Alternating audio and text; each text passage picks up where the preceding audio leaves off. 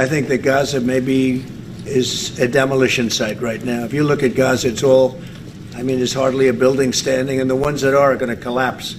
You can't live in Gaza right now, and I think we need another location. I think it should be a location that's going to make people happy. You look over the decades, it's all death in Gaza. This has been happening for years. It's all death. If we can get a beautiful area to resettle people permanently in nice homes and where they can be happy and not be shot, not be killed, not be knifed to death like what's happening in Gaza. And right now you have in Gaza a very dangerous situation in terms of explosives all over the place, in terms of tunnels that nobody knows who's in the tunnel. The whole thing is a mess.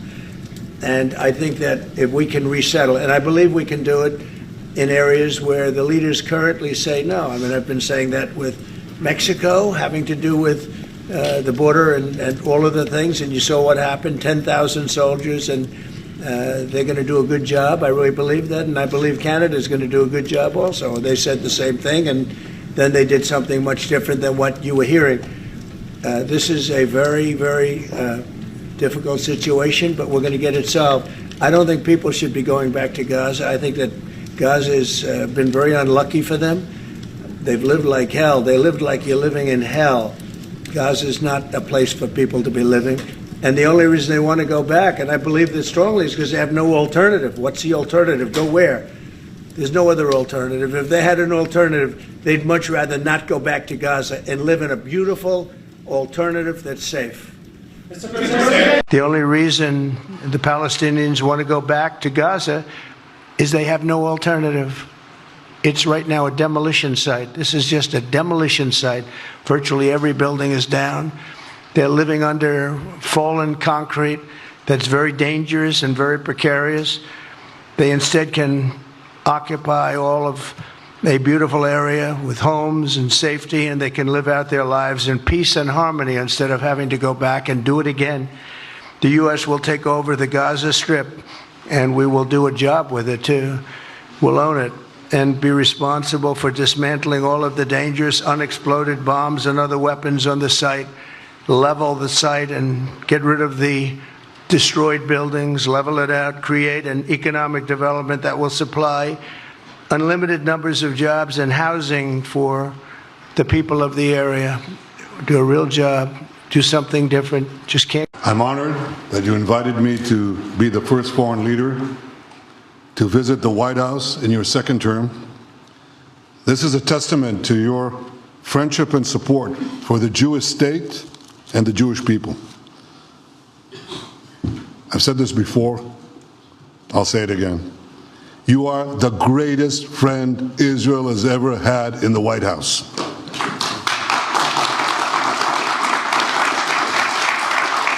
And that's why the people of Israel have such enormous respect for you. To follow up on what you were saying about the Gazans leaving Gaza, going to other countries, one, where exactly are you suggesting that they should go? And two, are you saying they should return after it's rebuilt? And if not, who do you envision living there? I envision the world, people living there, the world's people. I think you'll make that into an international, unbelievable place. I think the potential in the Gaza Strip is unbelievable. And I think the entire world, representatives from all over the world will be there, and they'll live there. Palestinians also. Palestinians will live there. Many people will live there.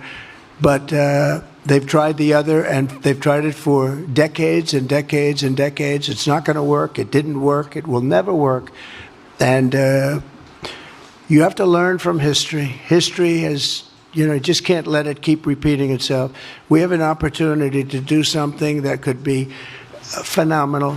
And I don't want to be cute. I don't want to be a wise guy, but the Riviera of the Middle East, this could be something that could be so bad. This could be so magnificent. But more importantly than that is the people that have been absolutely destroyed, that live there now, can live in peace in a much better situation because they're living in hell. And those people will now be able to live in peace. We'll make sure that it's done world class. It'll be wonderful for the people. Palestinians mostly we're talking about.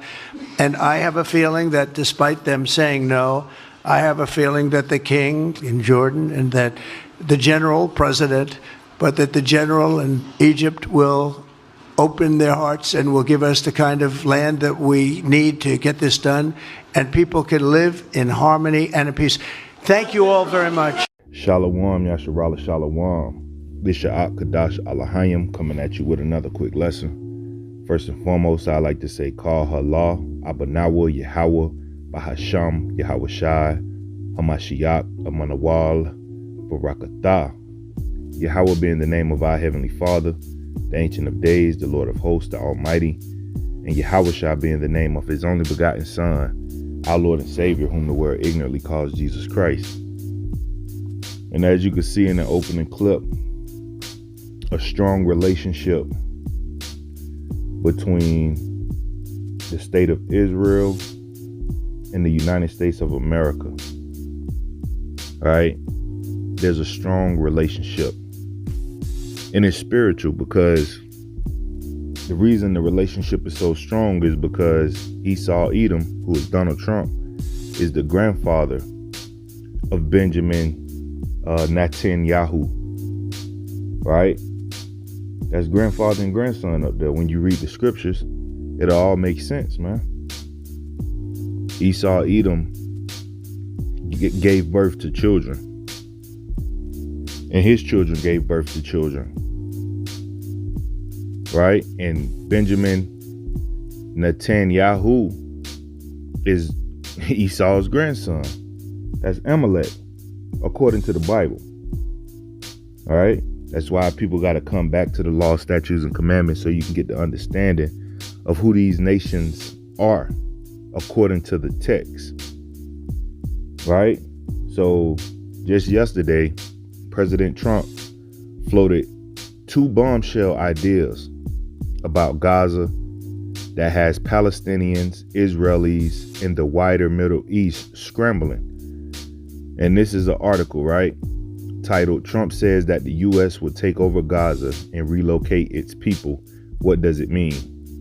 He's breaking the law, statutes, and commandments, right? That's what it means. So the first, that the U.S. would take over the territory. The U.S. will take over the Gaza Strip. Trump said in the White House press conference with Israeli Prime Minister Benjamin Netanyahu. We'll own it.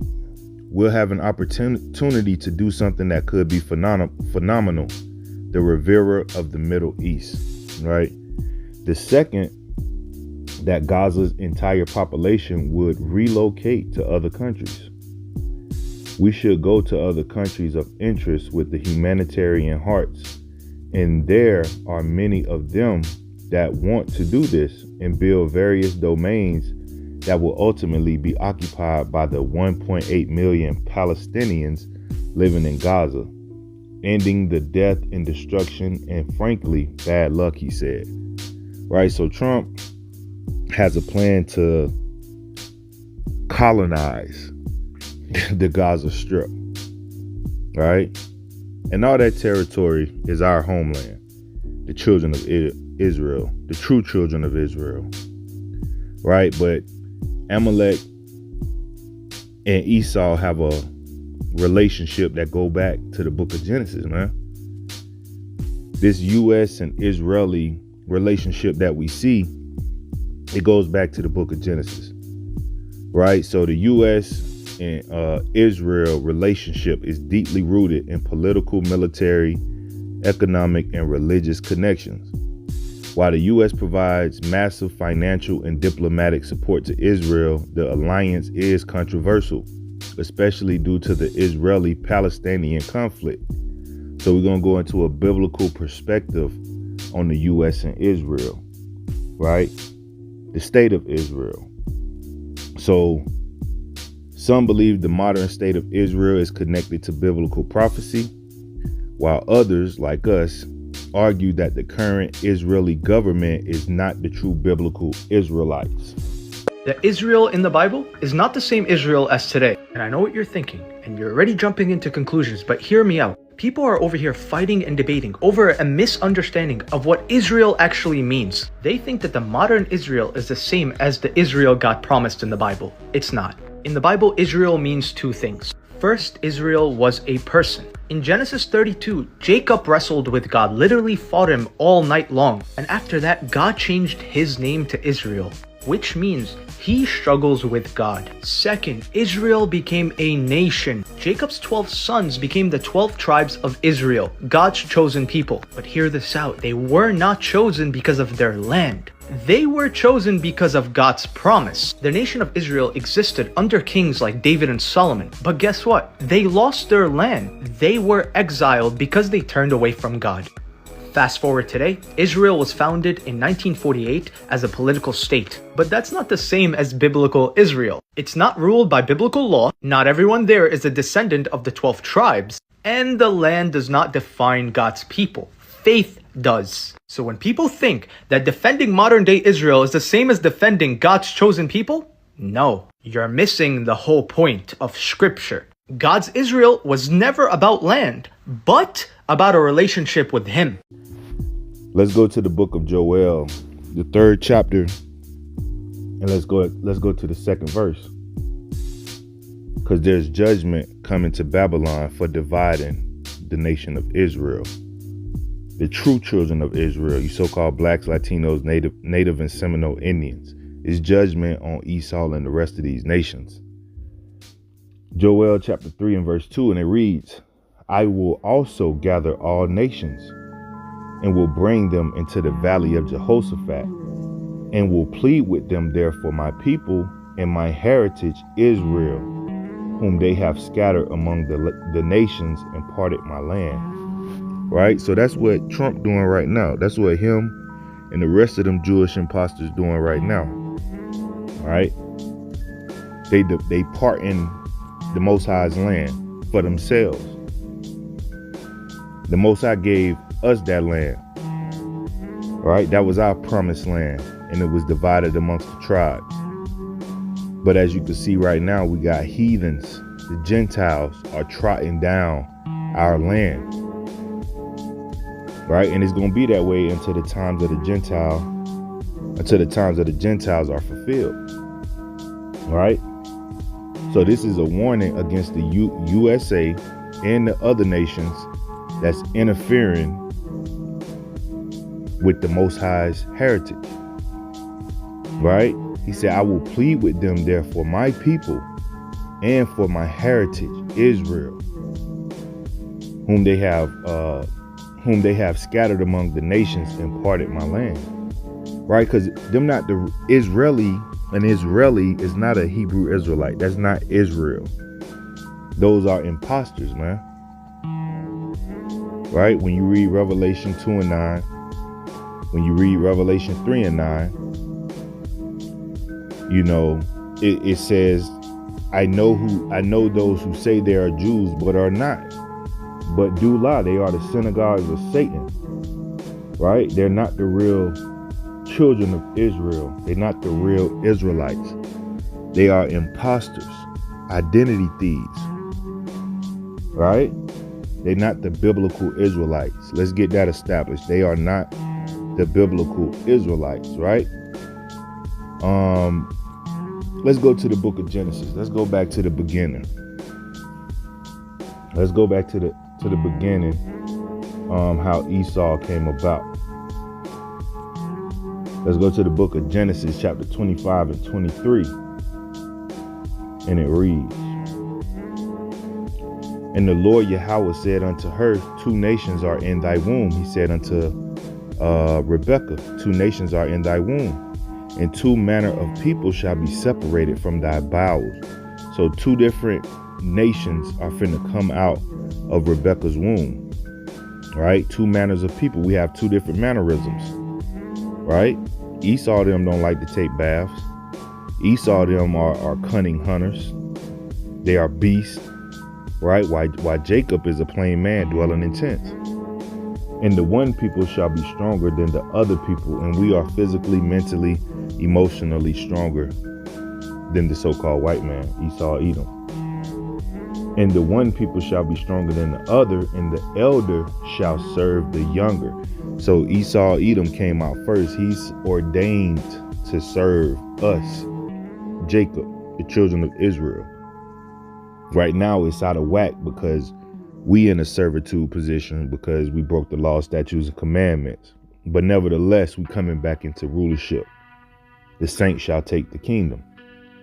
And we take the kingdom by dropping lessons, going to the highways and byways, edifying our households, edifying our people in general. This is how we take the kingdom over, right? But the elder is supposed to serve the younger, right? So Esau, Edom is in a position of rulership right now, but he's not, what can I say, qualified to rule a kingdom, right? He have a childlike mentality. He don't know how to rule in righteousness. He don't know how to rule, right? But he was blessed. Nevertheless, he was blessed. He was given blessings in the book of Genesis. Let's read about that, right? Let's go to the book of Genesis, the 27th chapter and the 38th verse. Genesis, the 27th chapter and the 38th verse, and it reads, And Esau said unto his father, Hast thou but one blessing, my father? Bless me, even also, O my father. See, this was after Jacob supplanted his blessing, by our father Isaac. He came in disguised as Esau, and he got his proper blessing, his rightful blessing, so to say, because Esau would have stole his blessing if he didn't go in there and finesse his way to his reward, right? So this is right after Isaac blessed Jacob. Esau came in wanting his blessing as well, right? From the top, 38 from the top, Genesis 27 and 38. And Esau said unto his father, Hast thou but one blessing, my father? Bless me, even me also, O my father. And Esau lifted up his voice and wept. He was crying, right? And Isaac his father answered and said unto him, Behold, thy dwelling shall be the fatness of the earth. And that's why you see Esau right now, he has the fatness of the earth, right? Esau got U.S. embassies all over the place, man. Esau is everywhere, right? He got the fatness of the earth and the dew of heaven from above. Because right now we are in Esau's heaven, but it's our hell because he's in rulership and we in servitude. Behold, thy dwelling shall be the fatness of the earth and the dew of heaven from above, and by thy sword thou shalt live, right? And by thy sword thou shalt live. Nobody can go to war physically with Esau, Edom, because his blessing is the sword. But guess what? If you live by the sword, you die by the sword. So this was his blessing, but it also going to turn into a curse for him, right? And by thy sword thou shalt live. That's why he can decimate. That's why he can decimate. That's why he can decimate Gaza with his grandson Amalek, right? He could decimate Gaza with his grandson Amalek and then come over there and claim that territory, right? That's why he could rape, rob, and murder the whole planet, and nobody does nothing because his blessing is the sword, man. This man got you bragging about your little pistol, your little rifle you got. This man got pistols and rifles that are connected to drones, man. This man could sit in his living room, fly a drone across the damn country and blow up some shit, right? Because his blessing is the sword. And by thy sword shalt thou live, and shalt serve thy brother. And it shall come to pass, when thou shalt have dominion, that thou shalt break the yoke from off thy neck, right? So he was commanded to serve Jacob or the children of Israel, but Esau, he went against the grain and, got in a position of power and put us in servitude. And the only reason that happened is because we broke the law, statutes, and commandments, and the Most High allowed him to rule over us, right? But the Most High have a hatred for Esau, Edom, man.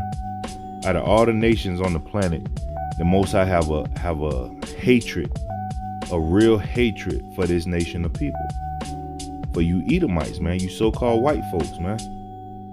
To prove that, let's go to the book of Malachi, the first chapter, and let's go to the second verse. The book of Malachi, chapter 1 and verse 2, and it reads, I have loved you, said the Lord Yahweh, yet ye say, wherein hast thou loved us? Right? So the Most High telling the children of Israel, you so-called blacks, Latinos, Native, and Seminole Indians, that he loved us. But we like, wherein hast thou loved us? When have you loved us? And it goes, was not Esau's Jacob's brother? Saith the Lord Yahweh, yet I loved Jacob and hated Esau, and laid his mountains and his heritage waste for the dragons of the wilderness. Right? Why did the Most High love Jacob? Because Jacob got the promises passed down to him from Abraham to Isaac, and the promises went to Jacob. The promises didn't go to Esau. So he had mercy and love for Jacob, but he hated Esau because he ordained Esau to be wicked. Right? Esau sold his birthright for a morsel of meat, man. He said, what do I have to do with this? What is this going to benefit me? What is the kingdom of heaven and keeping the law, statutes, and commandments going to benefit me? Do away with this birthright. And we got it. And the Most High loved us, man. He said, and I hated Esau and laid his mountains and his heritage waste for the dragons of the wilderness. Whereas Edom saith, we are impoverished, but we will return and build the desolate places. Right? We are impoverished, but we will return and build the desolate places. Thus said the Lord of hosts, they shall build, but I will throw down, and they shall call them the border of wickedness, the territory of wickedness, man. And the people against whom the Lord have indignation for ever. Right? So the Most High hate this nation of people. It's right here in the scriptures, man.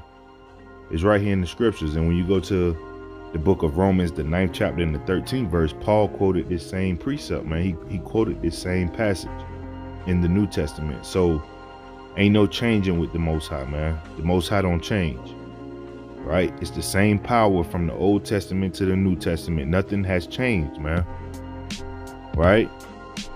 So we got to get that understanding that the Most High hates Donald Trump, right? But he got him in a position of power, and he controlled the hearts of these kings, man. Right? So Esau's grandson is Amalek, Benjamin Netanyahu. Right? Let's go to the book of Genesis. Let's go back to the book of Genesis so we can get the understanding real quick, right? The book of Genesis, chapter 36 and verse 12. This is Amalek's origin.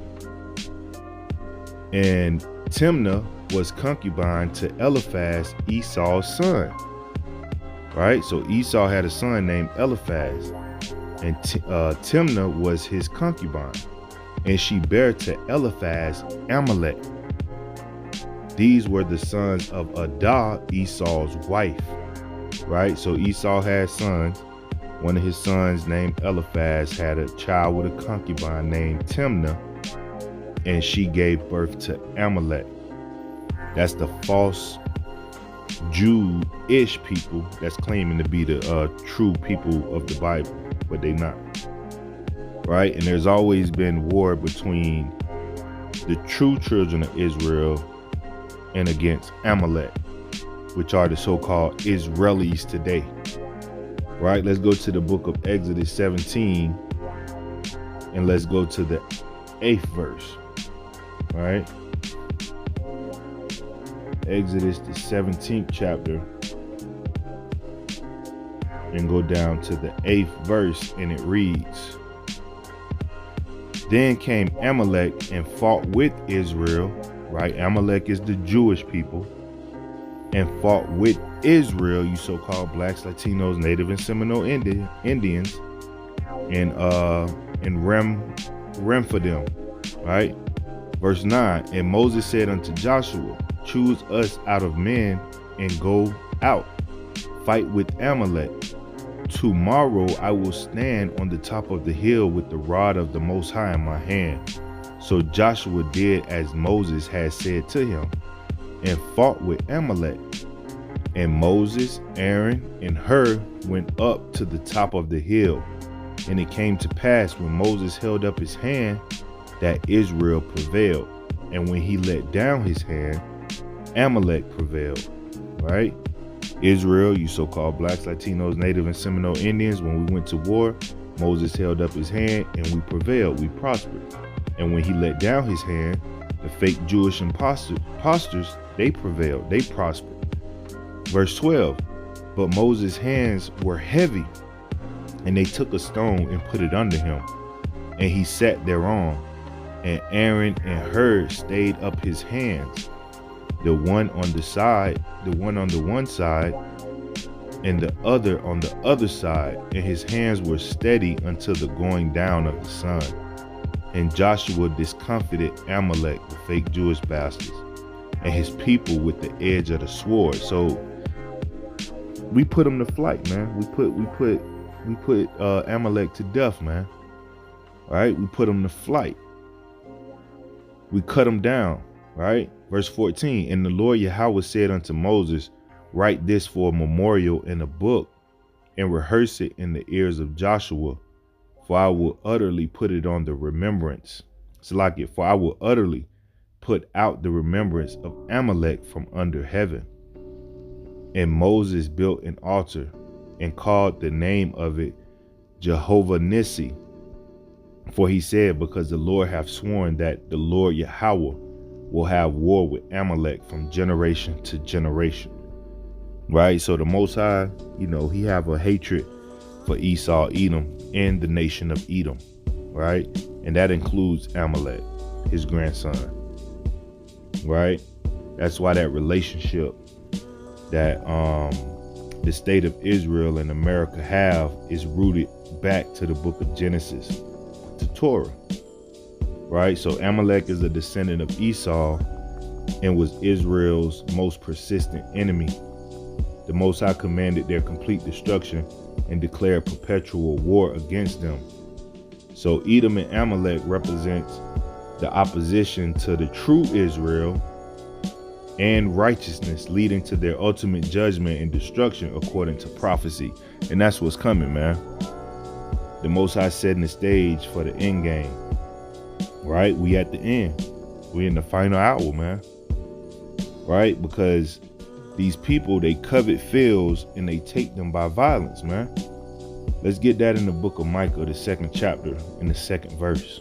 All right? You don't think Amalek, Benjamin Netanyahu had his eyes on the Gaza Strip, wanting to take it over? You know what I'm saying? You don't think Esau over here in the Americas was in cahoots with that war from Jump Street, and they already had plans to do this from Jump Street? It didn't just come about on Tuesday. They've been planning this. This is his nature, man. If you look at recent satellite pictures of Gaza's coastline, you can see the outline of a once thriving hotel and restaurant industry. Before and after images show a beachfront transformed into a sea of tents. A busy port that provided income for 10% of Gaza's population, empty. Now, people are more likely to catch fish that falls from the sky. في علب تونة بتقع تعال وروح الإنسان بموت عشان علبة تونة لا تعادل $1. People who lived and worked on this part of the Mediterranean coast for generations are afraid they may never be able to return and rebuild. لا يوجد حياة معيشية في غزة للأسف. لا يوجد مياه ولا كهرباء ولا صحة. There have been grand plans for Gaza's coast before, and even now, amid the destruction, it is a coveted slice of land. Let's go to the book of Micah, the 2nd chapter, in the 2nd verse.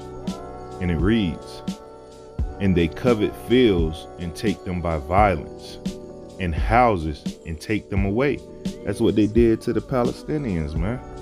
Right? That's what they do to everybody. To be honest, to be quite frank, they do that to everybody. They covet fields, they lust after something that don't belong to them, and they take it by violence with the sword, with his blessing. And houses and take them away. They done blew up all the damn houses in Gaza, man. So they oppress a man in his house, even a man in his heritage. So this speaks about the wicked Edomites or Amalekites taking land by force and oppression, which is often linked to unjust rulers and greedy individuals who exploit others for personal gain, man. But that's breaking the commandments, right? That's breaking the commandments because the commandments tell us thou shalt not covet. You shouldn't covet your neighbor's house. You shouldn't covet your neighbor's wife, your manservant or your maidservant, or anything that belongs to your neighbor, including the field, including his land, right? Being covetous is a sin, and it leads to more sins. When you covetous of what your neighbor got, if you covetous of your neighbor's wife, you gonna want to sleep with your neighbor's wife. Now you done committed adultery. It started with covetousness, now it done turned to adultery, right? Esau covet these fields. It started with lusting after these fields. Now it done turned into a genocide, man. Mass murder, right? Now he trying to move these people landmark, and that goes against the commandments. But it's God bless America though, man. Right? The Most High warns against moving land boundaries to steal property from others, right? It's a common act of greed and deceit. Let's go to the book of Deuteronomy, the 19th chapter, in the 14th verse. Deuteronomy chapter 19, in verse 14, and it reads, thou shalt not remove thy neighbor's landmark, which they of old time have set in thine inheritance, which thou shalt inherit in the land that the Lord Yahweh thy power giveth thee to possess. Right? So you're not supposed to remove your neighbor's landmark, man. You're not supposed to move their landmark. Now he's saying that it's going to be a domain for everybody in the world to come and live at after he colonize it and rebuild it. The Most High say they shall build, but I will throw down. Right? But you're not supposed to be moving landmarks. That's against the scriptures. Right? Let's go to the book of Proverbs 23 in the 10th verse. The book of Proverbs chapter 23 and verse 10, and it reads, remove not the old landmark, and enter not into the fields of the fatherless, for their Redeemer is mighty. He shall plead their cause with thee. Right? So that's what's going on, man. The Most High about to plead the cause of people that's going through unjust suffering, right? Taking land from the poor, widows, or orphans is a serious offense in the eyes of the Most High, and he gonna bring justice against that type of oppression. So Esau better be ready, man. All right, Esau moving like King Ahab when he desired Naboth's vineyard and tried to buy it. But Naboth refused because it was his family's inheritance. But Jezebel wrote a letter and got Naboth knocked off and told Ahab to take his land. And Ahab was put to death because of that, man. Right? That story is a classic example of being covetous of a field and taking it by violence, because they stoned Naboth to death. They set him up, bear false witness, and got him stoned to death so they can get that land. They also stone his sons, man. So the land wouldn't be passed down to the sons so they can get the land. That's the same thing was going on over there in Gaza, man. And with that, I like to give all praise, honor, and glory to Yahweh, Bahasham, Yahweh Shai, Mashiach, Amanawal, Barakatah. It's H.O.I. Las Vegas. It's H.O.I. to the chariots fly. Shalom, Yasharallah.